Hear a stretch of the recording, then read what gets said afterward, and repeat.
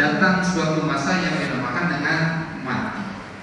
Kemarin telah disebutkan, "Idza jaa ajalun la yastakhiruna sa'atan wa la yastaqdimun."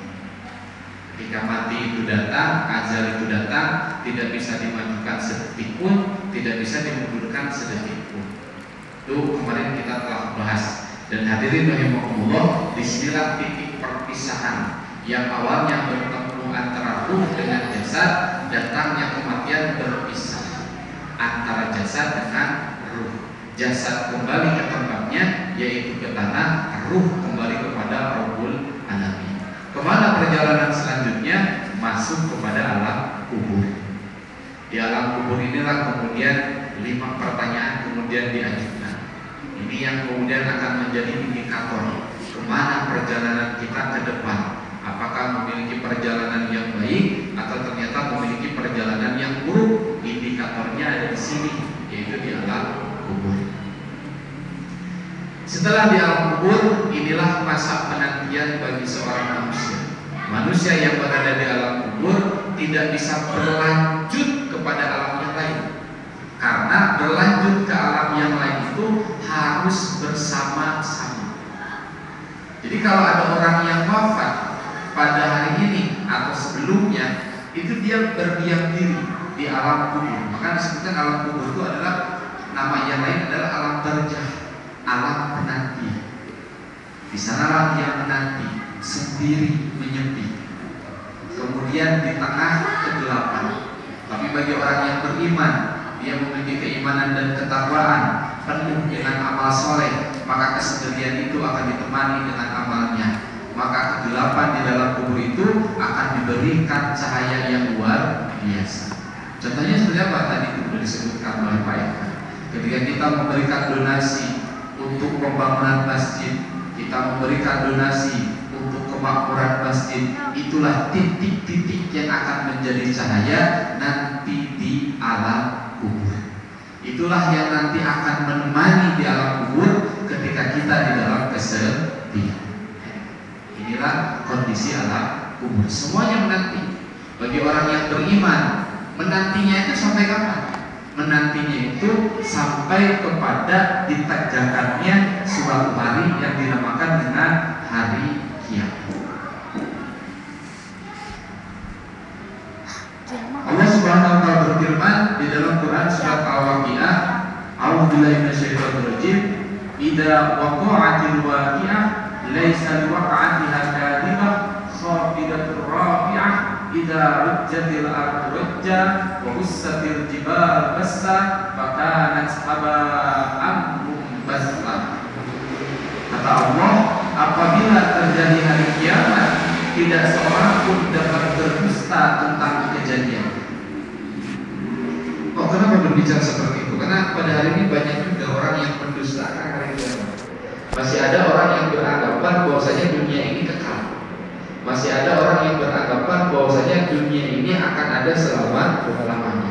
Maka ketika orang-orang yang seperti itu melihat kondisi hari kiamat, maka dia terbelah. Tidak bisa didustakan lagi bahwasanya hari kiamat yang dulu diceritakan, ia perlihatkan secara nyata oleh mata kepalanya sendiri. Kemudian kejadian itu merendahkan satu golongan dan meninggikan golongan yang lain. Apabila bumi ini digoncangkan sedahsyat-dahsyatnya dan gunung dihancur luluhkan seluruh gunungnya, dan jadilah ia debu yang berterbangan. Jadi dunia yang begitu indah di mata manusia, apalagi kalau kita sering jalan-jalan, lu paling resep kalau jalan-jalanan alam. Ayah pantas naik gunung. Itu naik gunung itu seru. Karena ketika kita naik ke gunung, ada di atas puncak tertinggi, kita bisa melihat luas bagaimana indahnya bumi. Kalau sepengalaman saya ketika naik gunung, melihat alam itu seolah-olah kita ada di dalam lukisan. Karena pemandangan di atas gunung itu seperti lukisan yang nyata. Inilah indahnya alam. Kemudian ketika kita jalan-jalan ke pantai, melihat ke ufuk, itu melihat sunset, melihat sunrise, begitu indah fenomena alam yang kita lihat. Nah, perjalanan keindahan-keindahan seperti itu semuanya akan dihancurkan. Sistemasi di dalam dunia ini semuanya akan diluluhlantakkan, yang pada akhirnya tidak ada lagi ketamadunan manusia di dunia. Nah, harus dihancurkan. Ada dulu pertanyaan, kenapa dihancurkan? Dunia tos didamel Gusti Allah dengan keteraturan luar biasa, dan keteraturan itu tidak ada yang bisa menciptakan selain Allah Subhanahu wa Ta'ala. Contoh halid seperti orang meninggal kejadian fenomena alam. Fenomena alam putaran dalam satu hari satu malam itu 24 jam. Matahari muncul ketika pagi hari, lalu kemudian terbenam menuju kepada malam hari. Itu seperti itu terus, dan tidak ada sedikit pun trial and error. Kemudian kalau kita melihat diri kita sendiri, bagaimana struktur yang ada di dalam tubuh kita itu begitu luar biasa. Satu kasus saja, yaitu tentang sidik jari. Ini keteraturannya luar biasa. Sidik jari seorang manusia yang satu tidak akan pernah sama dengan sidik jari manusia yang lain, meskipun dia itu adalah orang yang kembar. Itu sidik jari itu luar biasa. Dari awal diciptakannya sampai akhir itu tidak ada satupun yang sama. Ini bentuk keteraturan. Lamun ningal sudut pandang manusia, nyen kitu teh hese, nyen kitu teh capek. Nah hese-hese nyen alam dunia, tapi bet diruntuhkeun, tapi bet dihancurkeun. Nah, sederhananya kenapa seperti itu? Karena dunia ini kalau mau diibaratkan itu seperti panggung saja. Lamun urang mayuna acara kuda. Kemudian diadakanlah acara tabligh akbar, didamel panggungnya, dihalus-halus, kemudian simetrisnya harus pas, bagaimana kemudian tiang-tiangnya harus bagus, papan-papannya harus bagus, jangan sampai kemudian terperosok. Di belakangnya diperindah dengan kain-kain yang luar biasa. Diadakanlah acara tabligh akbar. Pertanyaannya, setelah keteraturan panggung itu diciptakan, acara tabligh akbarnya selesai, panggungnya diruntuhkeun deui. Diruntuhkeun deui. Itulah dunia. Makanya di awal tadi disebutkan, ketika kita berbicara dunia, jangan pernah menjadikan dunia ini tujuan. Kenapa? Karena dunia itu ada akhirnya. Akhirnya dengan apa? Dengan satu fenomena yang dinamakan dengan hari kiamat. Semua mimpi-mimpi, semua cita-cita dunia itu semuanya berakhir dengan satu momen yang dinamakan dengan hari kiamat. Itulah ini. Itulah kiamat. Selesai. Dan hadirin rahimakumullah, goncangnya kiamat ini itu luar biasa. Kita bisa bayangkan air laut yang awalnya indah itu berubah menjadi air yang mengerikan, air yang kemudian panas, air yang kemudian melimpah ruah menuju pada daratan. Gunung yang awalnya memberikan keteraturan di dalam hidup, sehingga lempeng-lempeng yang ada di dalam tanah itu terpaku oleh gunung. Akhirnya nanti gunung itu akan dihempaskan. Gunung nu awalnya di darat, lebih ke karena kamu digulung di kanan ya. Jangankan membayangkan hal yang seperti itu. Kita membayangkan sekarang saja untuk BMKG kan, bagaimana kondisi di Indonesia hari ini. Sekarang Indonesia itu dikepung dengan berbagai macam gempa. Yang paling terdekat di Garut itu kan sekarang adalah sesar daerah Serang. Itu yang membentang dari mulai Garut Selatan itu menuju kepada, kalau kemarin baru sampai pada titik Pasirwangi, goyang luar biasa. Kerek goncang jika itu wae, lu bawa antara takbir jadi takbir. Anu bawa antara istighfar jadi istighfar. Anu awalna kulangna keblok jadi kuda. Itu ingat ketika Cianjur dulu kan, sebelum terjadi guncangan Cianjur siang hari itu, 3 hari sebelumnya itu ada 1:30 malam.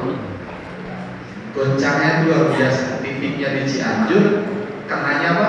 Getarannya sampai Garut. Orang semua terbang. Kerek begitu wae. Jalannya terus terbelakang. Bayangkan ini dengan hari kiamat. Luar biasa. Ketir. Disebutkan di dalam dalil yang lain, kiamat itu adalah dia tidak bisa merasakan bagaimana kondisi di sekitarnya. Seorang ibu yang dia kemudian memiliki anak di dalam perutnya, dia sedang hamil. Ketika datang goncangnya hari kiamat, dia gak sadar kehamilannya gugur. Seorang ibu yang awalnya di sampingnya ada anaknya, ada anak yang kecil. Seorang suami yang selalu ingat terhadap dan istrinya, tapi ketika datangnya hari kiamat, semua ingatannya terhadap anak istri, semua ingatan tentang dunia hilang seketika. Kenapa? Saking goncang-goncangnya hari kiamat. Kami hadirin rahimakumullah, alhamdulillah, ternyata hari kiamat itu goncangnya hanya diberikan kepada orang kafir saja. Jadi orang yang memiliki keimanan di dalam hatinya itu tidak akan pernah merasakan bagaimana goncangnya kiamat. Karena Allah mewafatkan orang yang beriman dengan satu kejadian. Apa kejadian itu? Jauhkannya angin. Akan datang suatu udara yang ketika udara itu dihisap oleh orang yang beriman, maka dia wafat seketika. Dan ketika udara itu dihisapnya oleh orang kafir itu gak apa-apa. Nah, kenapa dijadikan seperti itu? Supaya orang yang beriman dia tidak merasakan bagaimana goncangnya hari kiamat. Sehingga inilah indahnya iman, ini indahnya ketakwaan bagi seorang muslim ketika ditinjau dari sudut pandang hari kiamat. Ini semuanya berakhir. Setelah semuanya berakhir, apa yang kemudian akan terjadi? Yang akan terjadi selanjutnya, dunia ini sudah dihancurkan. Dunia ini ketamadunan manusia semuanya hilang. Semua manusia wafat, kembali kepada Allah Subhanahu wa Ta'ala. Apakah selesai? Apakah sampai sana saja? Ternyata bukan. Hadirin rahimakumullah, selanjutnya Allah membangkitkan kembali. Kata Allah di dalam Quran surat Al-Anbiya ayat 104, "Yauma natwis samaa'i sijil sajidil kutub kama bada'na awwala khalqin nu'idu wa'dan 'alaina inna kunna fa'ilin." Kata Allah, yaitu pada hari kami gulung langit sebagai menggulung lembaran-lembaran kertas. Maksudnya hari kiamat. Sebagaimana kami telah memulai penciptaan pertama, begitulah kami akan mengulanginya. Itulah satu janji yang akan kami tepati. Sesungguhnya kamilah yang akan melaksanakan. Maksudnya gimana? Maksudnya gini. Ketika dulu Allah menciptakan alam dunia, diciptakanlah kemudian begitu indah dan lain sebagainya. Dijadikanlah dunia itu tempat kehidupan manusia sampai pada akhirnya datangnya hari kiamat. Semuanya diluluh lantakan. Manusia semuanya wafat. Tetapi hadirin rahimakumullah, setelah manusia wafat, maka manusia itu akan dibangkitkan kembali. Dibangkitkan seperti awal bapak ibu dulu dilahirkan ke dunia. Tapi naon bedana dibangkit, dihidupkan di alam dunia dengan dibangkitkan di alam akhirat. Bentenangnya. Lamun urang dihirupkeun ku Allah di alam dunia, naon anu samina? Tu samina teh eta bertemunya antara ruh dengan jasad, lalu kemudian dilahirkan. Itu dilahirkannya dalam kondisi seorang bayi. Tapi kalau di akhirat, ya, awalnya kita terpisah dengan fenomena yang dinamakan dengan kematian. Tetapi di hari berbangkit itu disatukan lagi antara ruh dengan jasad. Jadi jasad di alam dunia yang dulu lantak itu di hari berbangkit bagus lagi.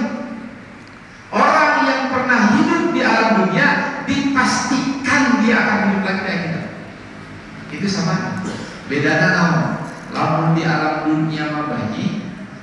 di akhirat bangkit seperti dulu ketika orang wafat.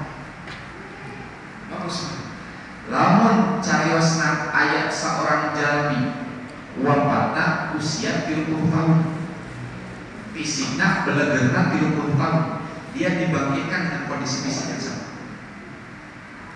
Jadi, kalau kemudian ada seorang manusia yang dulu kemudian dia wafatnya ketika di usia 40 tahun, beleger usia 40 tahun, maka dia ketika dibangkitkan dalam usia 40 tahun. Sama-sama sami-sami dengan aja, sami-sami dengan pakaian, sehingga Siti Aisyah radhiyallahu anha kemudian bertanya kepada Rasulullah. Nah, karena Siti Aisyah itu begitu sangat pemalu, sehingga bertanya, ya Rasulullah, lamun mah ke urang dibangkitkeun di hari berbangkit dikena kaayaan ditaranjang atuh era orang kurang teh tinggal kudu sanes. Itu kata Siti Aisyah. Kata Rasulullah, Siti Aisyah, dia seperti itu. Semua orang pada waktu itu tidak memikirkan orang lain. Jangankan dia memikirkan orang-orang lain, dia sibuk memikirkan apa yang telah dia perbuat di masa lalu. Karena hari bawahnya di alam dunia ayeuna kamari kurang disebutkan, lamun urang ngalaksanakeun salat alitan salat sunat subuh, itu disebutkannya itu adalah dia mendapatkan pahala itu seperti sebesar bumi dan langit. Pertanyaan kapan tuh? Sagede kumaha pahala sagede bumi jeung langit kapan tuh? Ya. Tapi ketika masuk ke hari berbangkit, dia bisa melihat dengan mata zahirnya bagaimana siksaan ada di hadapannya. Dia bisa melihat di hadapannya bagaimana pembalasan pahala-pahala yang baik ada di hadapannya. Sehingga ketika melihat pembalasan yang luar biasa, Boboraah tinggal karena orang kabur. Dia sibuk membayangkan bagaimana persoalan-persoalan itu. Masih kena tekabayang gampang, masih kena tekabayang. Lalu kurang gaduh masalah dina hidup. Fokus itu masalah hidup. Apa yang kemudian di sekitar? Apakah kita perhatikan? Bukannya. Kita fokus dengan masalah. Masih tekabayang nih, kusabok kami baca pernah susah hidup. Senang gue senang, gampang.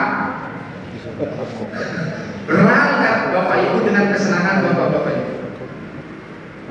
Kemudian ketika berangkat dengan kesenangan itu, maka kita kemudian fokus dengan keindahan itu.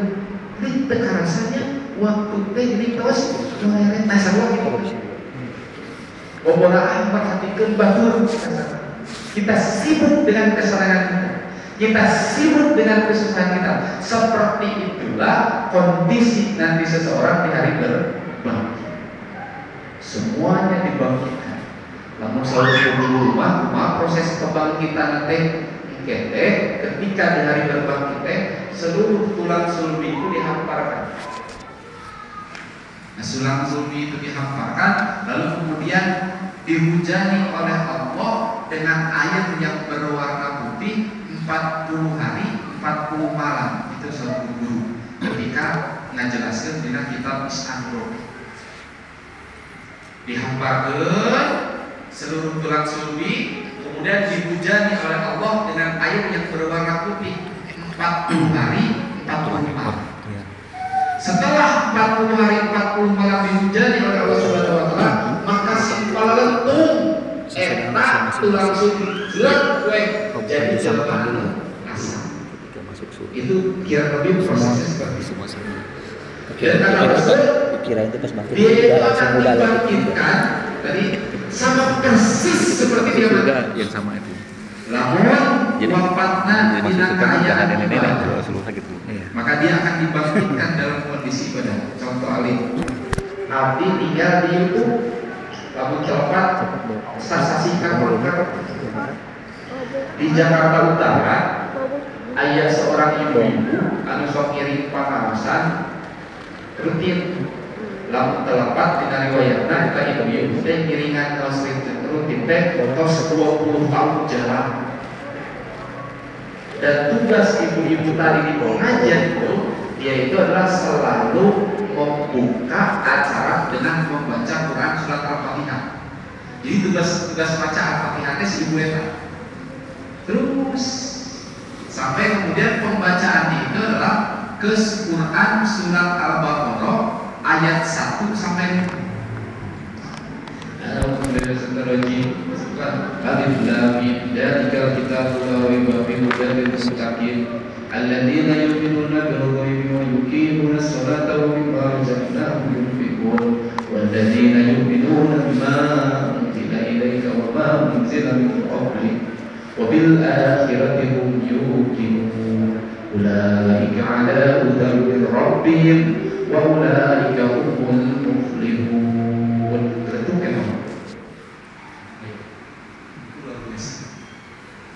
Dan ini begitu indah. Si ibu itu diwafatkan setelah selesai membaca Quran surat Al-Baqarah ayat 1 sampai 5. Kalau bapak-bapak ibu melihat bagaimana Quran surat Al-Baqarah ayat 1 sampai 5 itu menceritakan tentang orang yang beriman. Ayat 6 dan 7 berbicara orang kafir. Ayat 8 sampai 20 itu berbicara orang munafik. Dan si ibu tadi diwafatkannya adalah setelah selesai membaca Quran surat Al-Baqarah ayat 1 sampai 5. Ini pertanda yang luar biasa. Nanti kalau dibangkitkan, maka dia itu adalah ketika dibangkitkan tadi, maka si ibu itu dia akan membaca Quran surat itu. Ketika dibangkitkan, ini luar biasa. Bagaimana kalau sebaliknya? Dia itu kemudian diwafatkan dalam kondisi yang buruk, bermaksiat. Maka dia akan dibangkitkan lagi dalam kondisi maksiat lagi. Tukang joget, mau tidak kaya joget, enak YouTube. Maka ketika nanti dia dibangkitkan, kayak igal-igalan. Dia igal-igalan. Karena buatlah kebiasaan tadi. Mana asasnya ala ayat. Orang yang mati itu dia akan diwafatkan sesuai dengan kebiasaannya. Namun orang biasa beriman dan bertakwa diwujudkan dalam bentuk ibadah, maka insya Allah akan mewafatkan kita dalam kondisi ibadah. Dan mudah-mudahan kita menjadi orang yang diwafatkan oleh Allah di dalam keadaan husnul khatimah. Amin ya rabbal alamin. Nah inilah kondisi hari berikut.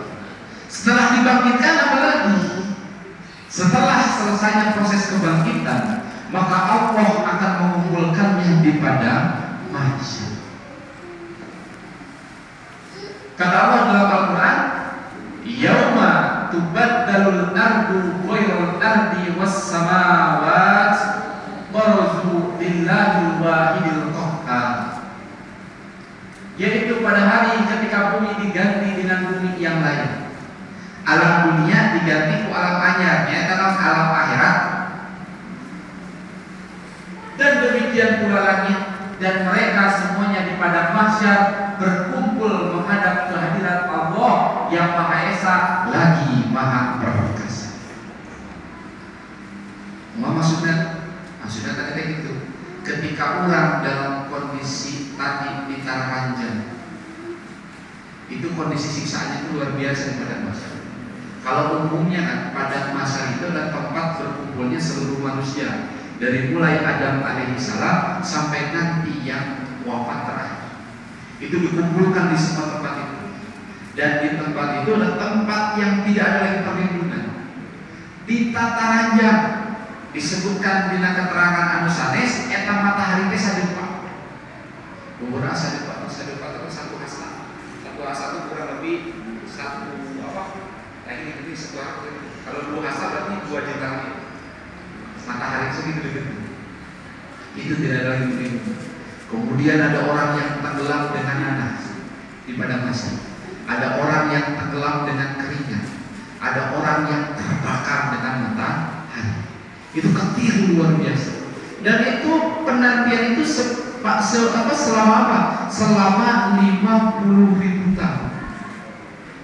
Kesal. Kabayang ini, kabayang gempa. Cara kabayang gempa supaya sederhana. Bapak Ibu kantos ke dokter. Ketika ke dokter, kurang teh diantri. Kenging antrian nomor 40. Contoh. Kemudian anu diparios nembe nomor hiji. Urang teh ngantos sampai nomor hiji dugikeun ka nomor 40 dina kaayaan urang nuju teu damang. Nah, kira-kira kumaha karaosan? Ngaranna enjoy atau kesel? Kesel. Eta nembe penyawat. Ini kondisinya beda penyakit. Terbakar matahari, tenggelam dengan keringat. Itu luar biasa dahsyat. Sampai pada akhirnya itu kan 50.000 tahun masa penantian. Nah, da Allah panggil hiji-hiji. Wala sakelungan. Urang ayeuna sajamaah ye. Wah, ini berjamaah nih. Ketika dipanggil ku Allah tetap sakurang. Dari mulai seluruh manusia yang pernah hidup itu dipanggil satu-satu. Makanya lamanya itu kan 50.000 tahun. Bayangkan, luar biasa. Sampai pada akhirnya ada orang yang begitu dia takut, saking ribuhnya menanti selama 50.000 tahun, maka sampailah kepada posisi yang ke-8. Posisi yang ke-8 itu adanya syafaat, pertolongan dari siapa? Pertolongan dari Allah Subhanahu wa taala melalui Muhammad sallallahu alaihi wasallam. Kira langkung ningalina daratan sapertos ieu. Ketika hari kiamat datang, manusia berduyun-duyun mendatangi Nabi Adam dan mengatakan, "Berilah syafaat kepada Rabb." Saking kelelahna di padang mahsyar ada segerombolan orang yang berduyun-duyun. Namun dina kitab Sa'durofik sama ini yang berduyun-duyun ini adalah orang kafir. Saking kelelahna dengan siksaan dan menanti 50.000 tahun berduyun-duyun ke Nabi Adam. Nah, emang apa? Karena nanti di padang mahsyar itu semuanya berbaris sesuai dengan nabi dan umatnya. Dan setiap nabi itu membawa pancinya masing-masing. Namun orang akhirnya kalau bahkan umat Muhammad sallallahu alaihi wasallam, nanti pemimpinnya di depan Muhammad, umatnya semuanya di belakang. Itu pada bahasa terang begitu. Dan Nabi Muhammad membawa tanda. Tandanya apa? Bendera royah dan biru. Bendera warna hitam yang di tengahnya dituliskan lafaz la ilaha illallah Muhammadur Rasulullah. Itulah royah. Kemudian bendera yang warna putih, kemudian di tengahnya lafaznya warna hitam la ilaha illallah Muhammadur Rasulullah. Nah, ini umat Nabi Muhammad tanda tanda itu royah dan lima. Sehingga bisa dikenali, oh ini umat Nabi Adam, ini umat Nabi Muhammad dan lain sebagainya. Ini ada orang kafir berdatangan kepada Nabi Adam untuk meminta syafaat. Kemudian Adam menjawab, aku tidak punya hak. Pergilah kalian kepada Nabi Ibrahim karena dia adalah kekasih Allah Azza wa Jalla. Nabi Adam kabur. Kemudian mereka mendatangi Nabi Ibrahim. Nabi Ibrahim kemudian berkata, aku tidak punya hak. Pergilah kalian kepada Nabi Musa karena dia adalah kalimullah, orang yang diajak bicara langsung oleh Allah. Mereka mendatangi Nabi Musa. Nabi Musa pun berkata, aku tidak punya hak. Pergilah kalian kepada Nabi Isa karena dia adalah Allah dan kalimatnya. Mereka mendatangi Nabi Isa. Nabi Isa pun berkata, aku tidak punya hak. Pergilah kalian kepada Nabi Muhammad. Maka mereka mendatangiku. Maka aku katakan, ya aku punya hak. Maka aku minta izin kepada Rabbku. Maka dia memberikan izin. Jadi yang punya syafaat nanti di akhirat siapa? Hanya satu, yaitu Muhammad sallallahu alaihi wasallam. Singkat cerita nama, nanti syafaat itu ada dua. Ada syafaatul ujma, ada syafaatul ghair ujma. Syafaatul ujma itu apa? Syafaat yang diberikan kepada seluruh orang yang ada di padang mahsyar. Wujudnya dipercepatnya waktu. Itu mah orang kafir, orang mukmin, eta mah ini. Tapi tetep ini anu teh kayak mah syafaatul ghair ujma yang enggak semuanya dapat. Itu yang hanya diberikan kepada orang yang dikehendaki oleh Rasulullah. Umumnya ya orang mukmin. Kalau orang kafir dapat ya syafaatul ghair ujma. Jadi orang kafir itu hanya mendapatkan syafaat ujma saja. Nah makanya ini kebanyakan lalu sahur gurusin kuringnya ada titik kekeliruan. Misalnya di pembukaan kan dia kan mudah-mudahan kurang kenging syafaat ujma di Muhammad sallallahu alaihi wasallam. Syafaat ujma di penta bakal kenging.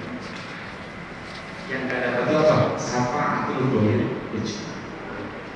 Jadi karena syafaat ujma itu bentuknya apa? Dipercepatnya waktu. Doa Allah Nabi 50.000 tahun, sebenarnya tubuh Allah ditarik, nah itulah syafaat ujma. Nah, nanti ketika orang kafir berdatangan kemudian kepada Nabi Muhammad, itu kisah rencinya itulah Nabi Muhammad kemudian dia bersimpuh kepada Allah Subhanahu Wa Taala, duduk bersimpuh, lalu kemudian bersujud, maka kemudian Nabi Muhammad meminta kepada Allah, ya Allah, berikanlah syafaat kepada kami. Wujudnya dipercepatnya masa penantian di padang mahsyar. Percepat set. Nah itu semuanya dapat. Orang mukmin dapat, orang kafir dia dapat. Yang nggak dapat apa?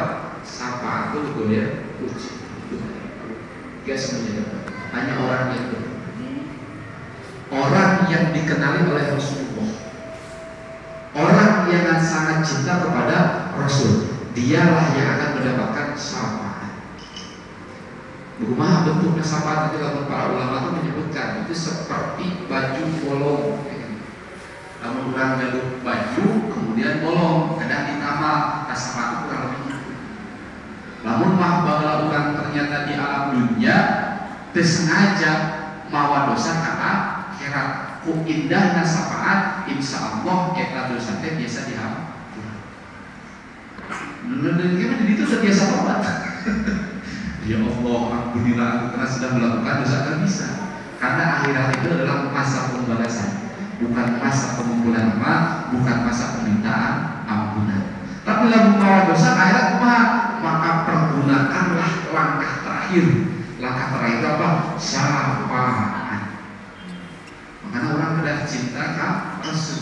Bagaimana wujud cintanya kepada Rasul? Maka kita selalu mengikuti sunnah. Bagaimana wujud yang lain? Kita selalu menyampaikan sahabat kepada Rasulullah Sallallahu Alaihi Wasallam. Inilah ciri orang yang nanti akan mendapatkan syafaat dari Rasulullah Sallallahu Alaihi Wasallam. Setelah selesainya masa syafaat, apa yang kemudian dilakukan? Maka terjadilah hari penghisaban. Dihisab seluruh amal kebaikan yang dibawa, seluruh amal keburukan yang dibawa, semuanya diperhitungkan. Tadi kita biyaumul hisab. Kata Rasulullah, saya baca artinya kedua kaki seorang hamba tidaklah beranjak dari tempat hisabnya pada hari kiamat hingga ia ditanya mengenai 4 hal. Ini belum bakal ditanya di poin kiamat itu seueur di yaumul hisab teh kan saukur 4 perkara lu ditanya teh. Lalu kurang salah tidak menggunakan 4 perkara ini cilaka ya. Tapi kalau kemudian kita baik dalam melaksanakan 4 perkara ini, maka insya Allah diselamat. Ini yang kemudian harus kita ketahui nih. Naon wae 4 perkara eta? Hiji, umurnya. Untuk apa ia habiskan? Orang dilahirkan ke alam dunia gaduh yuswa sabaraha tahun, tah yuswa eta teh dianggur naon wae. Rata-rata umat Nabi Muhammad itu kan 60 sampai